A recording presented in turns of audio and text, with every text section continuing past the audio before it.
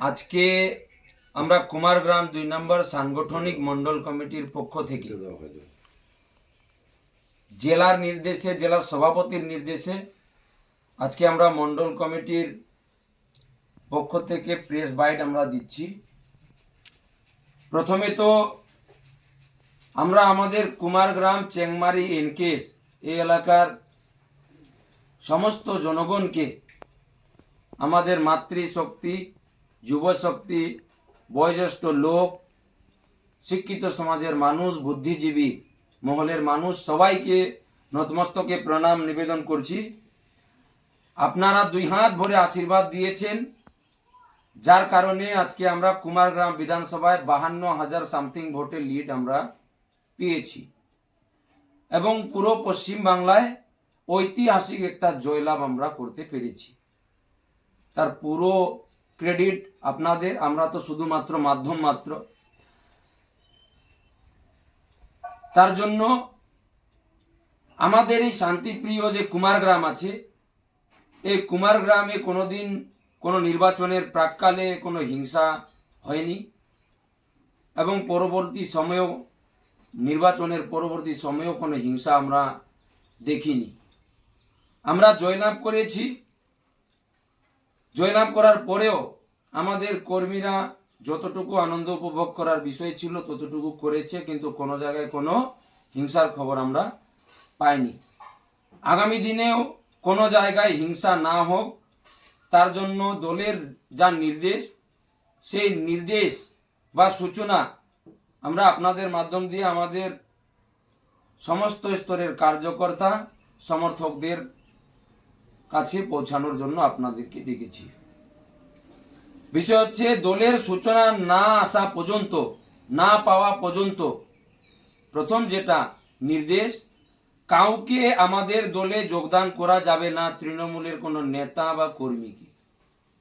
পুরোপুরি তৃণমূল নেতা কর্মীর জন্য বিজেপির দরজা বন্ধ আছে।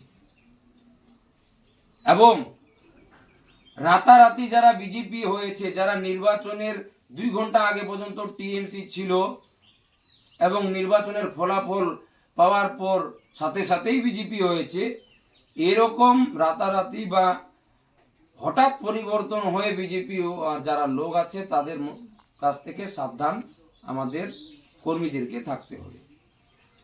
দলের নির্দেশের বাইরে আমাদের কোনো কর্মী কোনো জায়গায় কোনো অপ্রীতিকর ঘটনা ঘটালে বা কোনো জায়গায় হিংসার কথা আমরা খবর পেলে তার বিরুদ্ধে দল কঠোর ব্যবস্থা নিবে।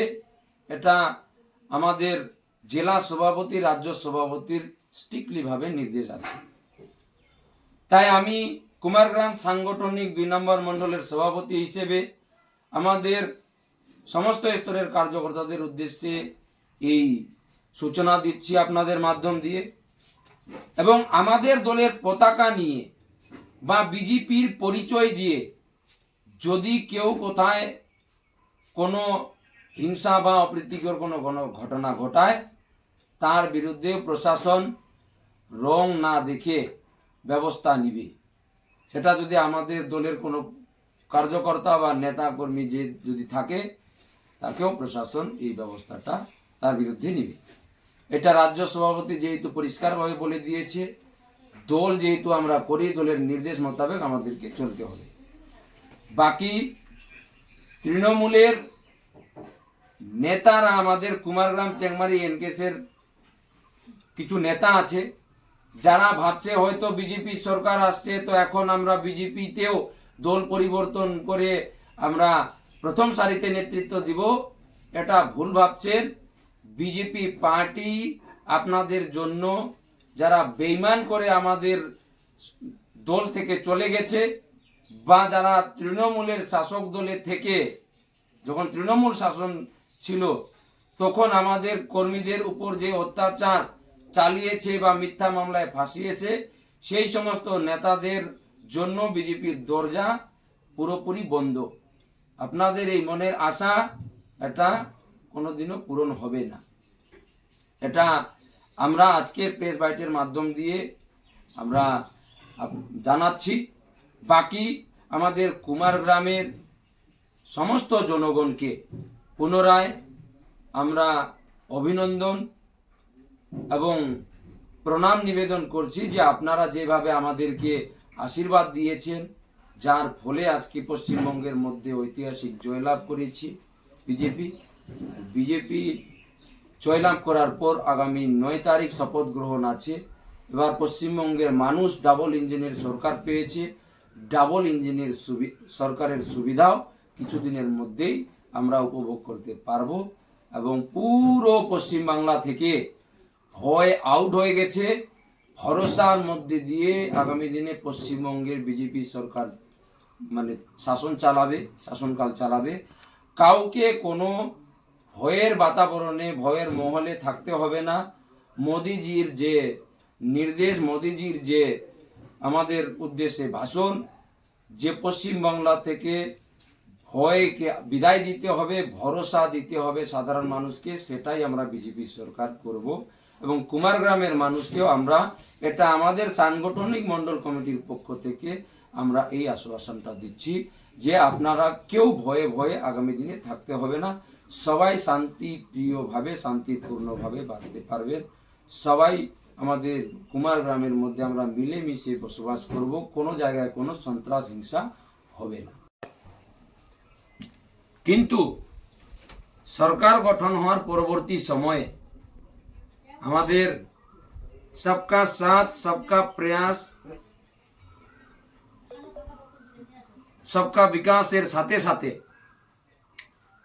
আস্তে আস্তে সবকা হিসাব ভি হোগা, সবার হিসাবও হবে।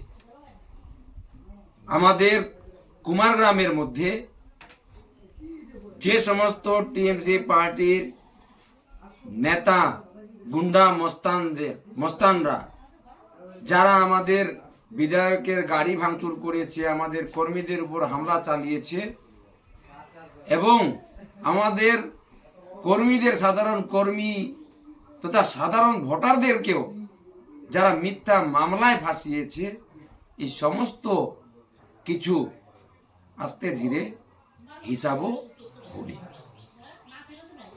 সবকিছু এত কিছু করার পরেও যে পার পেয়ে গেলাম এরকম ভাবারও কোনো বিষয় নেই।